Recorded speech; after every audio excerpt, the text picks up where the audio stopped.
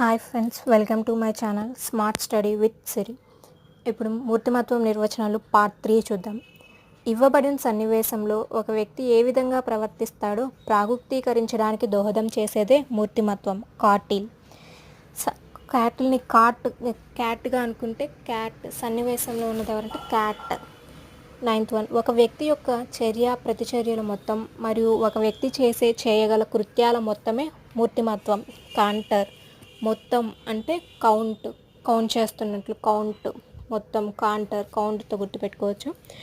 వ్యక్తి లక్షణ సమగ్ర స్వరూపాన్ని, అతని ప్రవర్తనా విధానాన్ని సూచించి ఆ వ్యక్తి తన పరిసరాలతో ఏ విధంగా సర్దుబాటు చేసుకుంటాడో నిర్దేశించేదే మూర్తిమత్వం.